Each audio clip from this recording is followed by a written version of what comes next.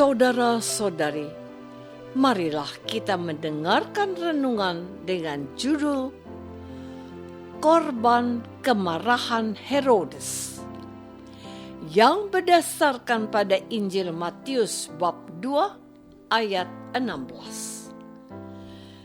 Ketika Herodes tahu bahwa ia telah diperdaya oleh orang-orang Majus itu, ia sangat marah.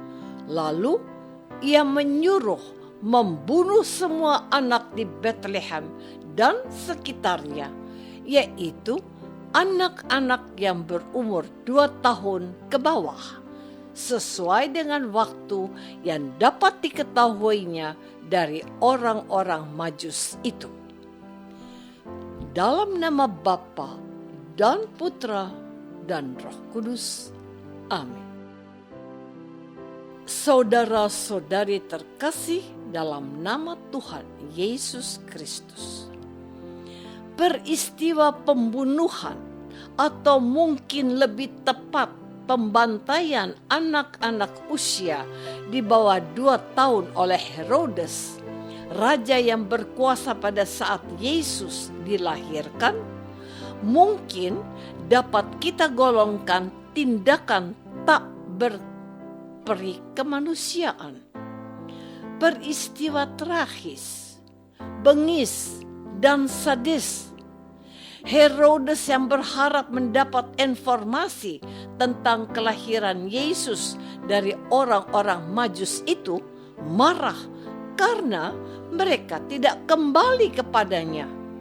Orang-orang Majus itu diperingatkan dalam mimpi untuk tidak kembali kepada Herodes, dan mereka kembali ke negeri mereka melalui jalan lain. Bukan hanya mereka, tetapi Yusuf juga diingatkan oleh malaikat Tuhan untuk mengungsi ke Mesir, karena Herodes akan mencari anak Yesus untuk membunuhnya. Maka Yusuf pun bangunlah. Diambilnya anak itu serta ibunya malam itu juga, lalu menyingkir ke Mesir. Matius bab 2 ayat 14. Ketika Herodes tahu bahwa ia telah diperdaya oleh orang-orang Majus itu, ia sangat marah.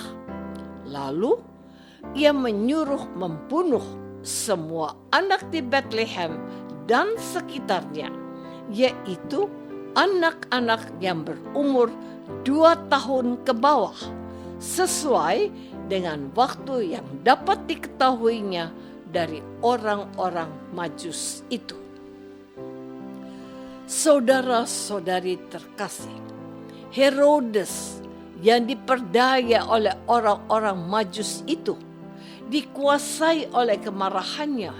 Lalu ia ingin membunuh calon raja baru yang lahir di Bethlehem. Namun keinginan jahatnya diketahui oleh Allah, dan Allah bertindak melalui mimpi dan memerintahkan apa yang harus dilakukan baik oleh para Majus maupun oleh Yusuf, bapaknya Yesus, suami Maria.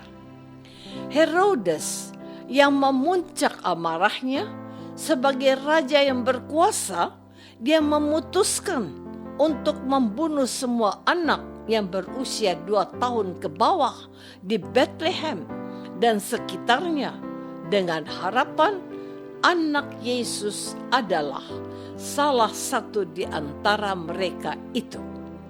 Namun Allah bertindak cepat dan melarikan anak tunggalnya itu mengungsi ke Mesir bersama ibunya Maria, dengan memerintahkan hal itu kepada Yusuf. Sedemikian banyak anak yang dibantai oleh orang suruhan Herodes, namun Yesus diselamatkan Allah.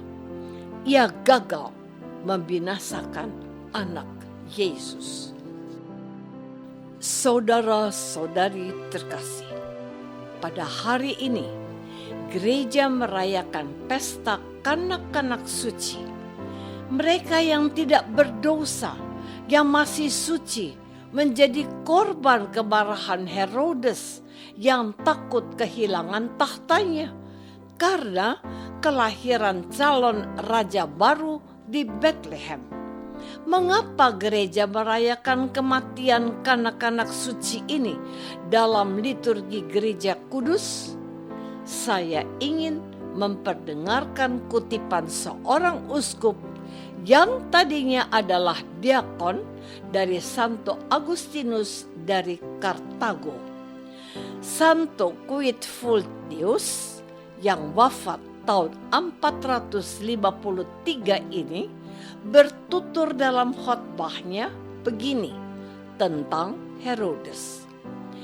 Herodes, mengapa engkau takut mendengar kelahiran sang raja?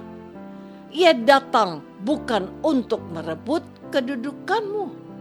Ia datang untuk mengalahkan setan.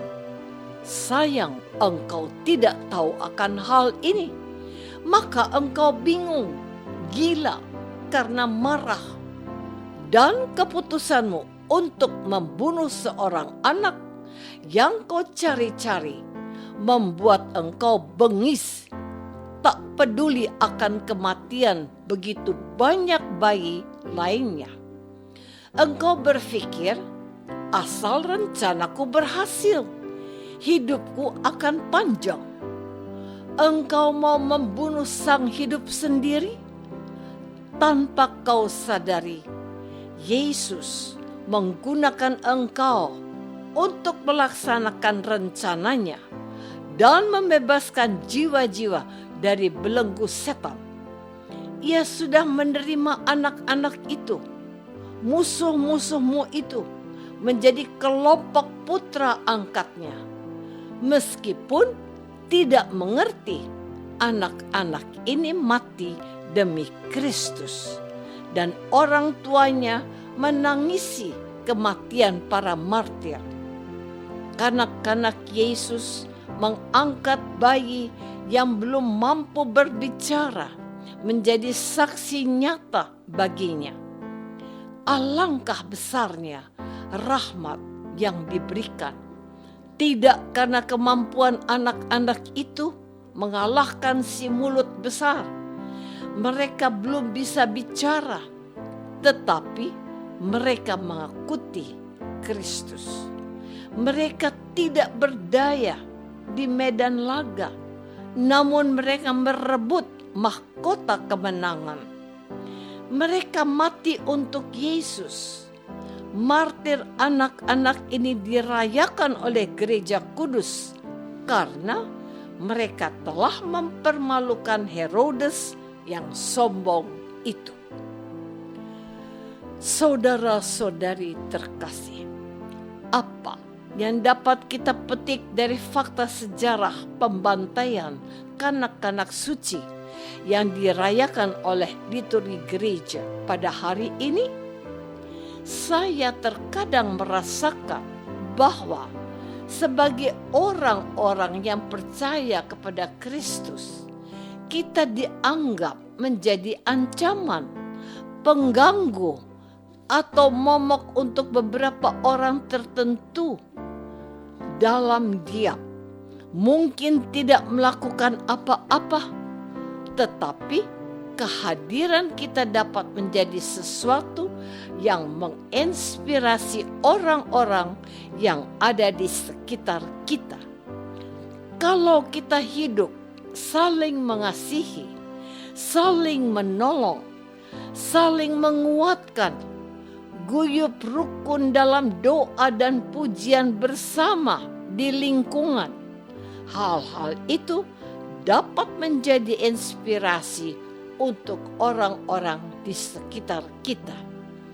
Ada saja orang yang tidak berkenan dan mengusik kita, tetapi kita harus tetap menghayati iman kita dengan bersekutu dan mendengarkan Yesus yang bersabda, Apakah aku sudah menghadirkan Yesus dalam sikap, tindakan, dan tutur kata kita? Marilah kita berdoa. Bapa yang Maha Baik, ajarilah kami menerima apa yang terjadi dalam hidup kami, memikul salib kami, dan mengikuti Yesus. Mampukanlah kami menerima kehendak-Mu dan menaatinya, sebab cinta-Mu menghidupkan kami demi Kristus Tuhan kami. Amin. Semoga kita semua selalu dinaungi dan dibimbing oleh berkat Allah yang Maha Kuasa. Dalam nama Bapa dan Putra dan Roh. Amin.